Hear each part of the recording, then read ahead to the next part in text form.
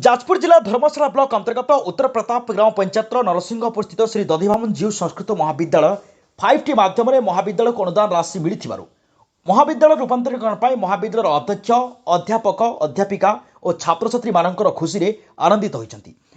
माननीय मुख्यमंत्री श्रीजुक्त नवीन पट्टनायक, धर्मशाला विधायक श्रीजुक्त प्राणव बलवंत राय, धर्मशाला पंचायत समिति अध्यक्ष प्रभात कुमार बलवंत राय को समस्ते अंतर धन्यवाद अर्पण करछंती। आम अंचल को विशेषकर जाजपुर टाउन एवं धर्मशाला अंचल को 5T सचिवर गस्त आमको अत्यंत उल्लसित करें।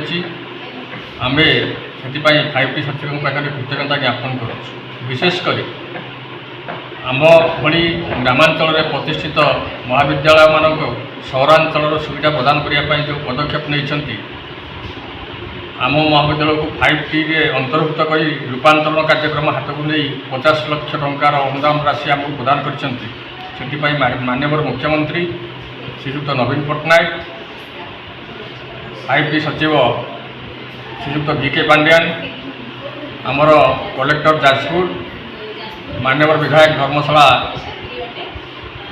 प्रणव कुमार बलवंत राय एवं आमर समिति अध्यक्ष प्रभात कुमार बलवंत राय पाखे आम महाविद्यालय कृतज्ञ। यही सुजोग आसवा द्वारा आम महाविद्यालय जो स्मार्ट क्लासरूम लाइब्रेरी प्रभृति आसो आमर पाने विशेष उपकृत हे। यही संस्कृत अनुष्ठान की एक ग्रामांचल ब्राह्मणी केलुआ द्वीपांचल प्रतिष्ठित यही सुजोगटी आमको माननीय मुख्यमंत्री प्रदान कर 5T सचिव जरिया आम साधुवाद जनाऊँ।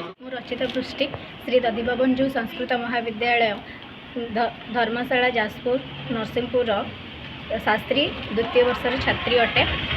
माननीय मुख्यमंत्री श्रीजुक्त नवीन पट्टनायक एवं 5T सचिव VK पांड्यान सर महोदय को अशेष अशेष धन्यवाद जनइबी कि आम ग्रामांचल महाविद्यालय को 5T अंतर्भुक्त कर महाविद्यालय को 50 लाख टंका राशि अनुदान प्रदान कर माननीय मुख्यमंत्री आम धर्मशाला विधायक श्रीजुक्त प्राणव कुमार बलवंत राय एवं 5T सचिव VK पांड्यान सर को अशेष अशेष धन्यवाद सहित कृतज्ञता ज्ञापन कर। जाजपुर दीपक मल्लिक रिपोर्ट संभव टीवी ओडिया।